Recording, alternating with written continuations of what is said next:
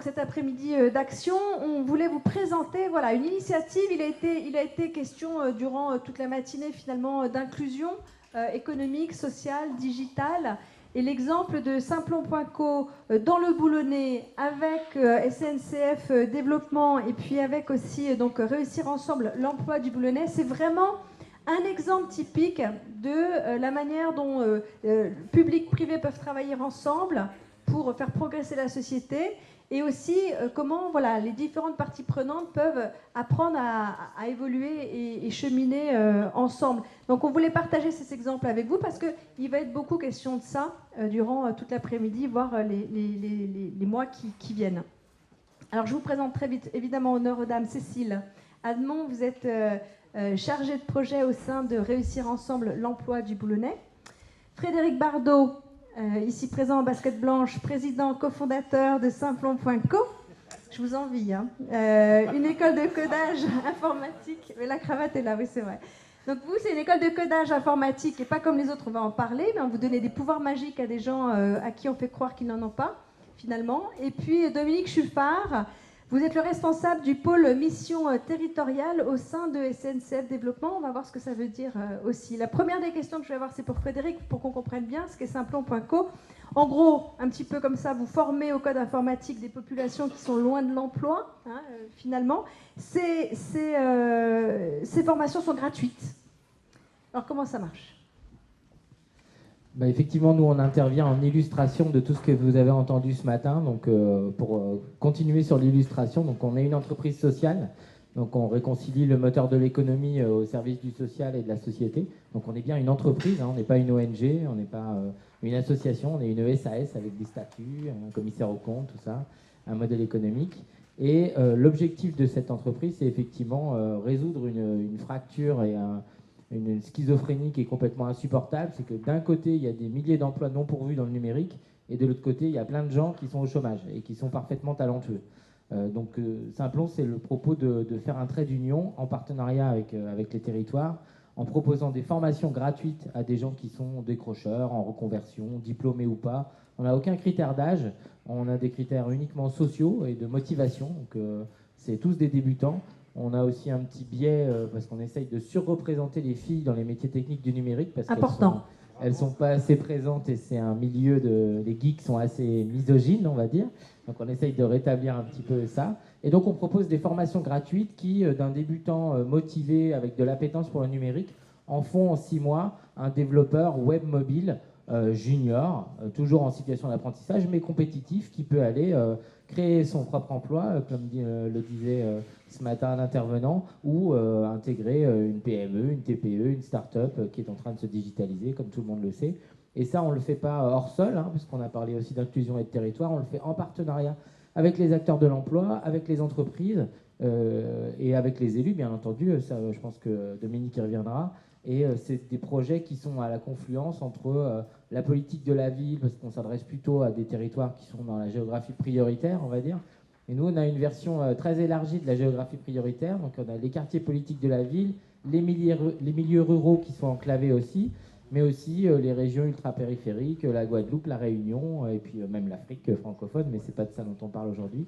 Donc, c'est des projets qui sont à la confluence entre la politique de la ville, le développement économique, la French Tech, et on le fait ici grâce aux acteurs que vous allez entendre à Boulogne-sur-Mer avec fierté et humilité, et on espère que ça va marcher, mais je pense que toutes les conditions sont réunies. Alors c'est un grand succès, quand même, Simplon.co partout en France aussi. Et juste une question pour qu'on comprenne bien, parce que ça peut paraître un petit peu comme ça utopique, on fait des formations gratuites, très bien, mais vous avez quand même un modèle. En 2 mots, pour que voilà, il n'y ait pas de cette interrogation dans nos esprits.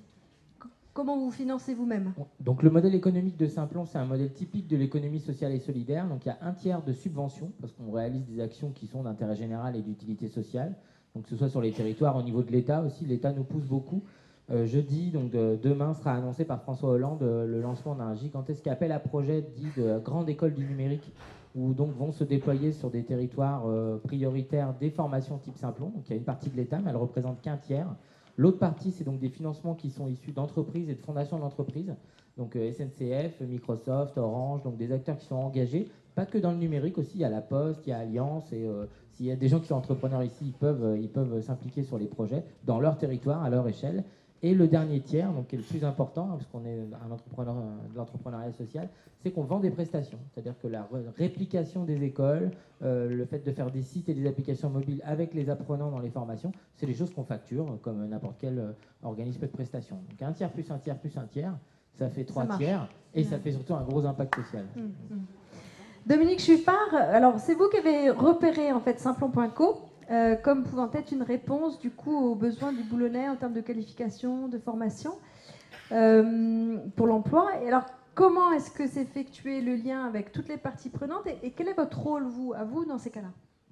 Oui, bonjour.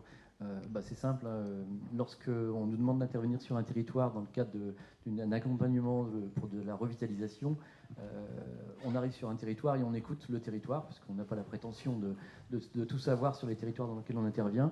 Et en l'occurrence, il y avait une forte demande de la part des élus et puis donc de Réussir Ensemble l'emploi dans le Boulonnais, de se dire comment on pourrait faire pour développer le numérique, le digital sur la Côte d'Opale. Je dis bien volontiers Côte d'Opale parce qu'on a fait le même projet sur Calais avec beaucoup de succès. Et l'idée, c'était de se dire comment on pouvait améliorer. Et forcément, du fait de notre stature nationale, nous avons des contacts avec des entreprises, des associations qui gravitent autour du monde digital. Et donc forcément, lorsqu'on nous parle de digital et qu'on nous parle de besoins de formation, on pense Simplon, qui est un des, si ce n'est l'acteur principal du national. Et du coup, vous avez fait le lien. Comment voilà, ça... donc après on fait le lien, on les fait rencontrer, et puis comme on s'aime bien, on continue. Et l'apport de la SNCF, de SNCF Développement, c'est quoi concrètement sur ce type de projet? Alors il y a celui qui est le plus visible et celui que malheureusement les gens retiennent, c'est l'apport financier. Puisque ça, en effet, c'est important, mais je pense qu'aujourd'hui, c'est vraiment pas le seul. Là, dans ce cadre-là, c'est un prêt, hein, c'est ça. C'est pas un don, c'est un prêt. Par contre, il y a la fondation SNCF qui est représentée dans la salle, qui l'accompagne aussi largement. mais ils le méritent, encore une fois, parce que ce qu'ils font, alors il faut aller voir comment ça se passe à Paris, chez Simplon, c'est impressionnant de voir ce qu'il peut sortir de gens qui n'ont quasiment pas de capacité. En 6 mois de temps, on en fait des gens qui sont employables. Et ça, c'est ça qui nous intéresse, parce qu'encore une fois, nous, quand on arrive sur un territoire, on vient créer de l'emploi.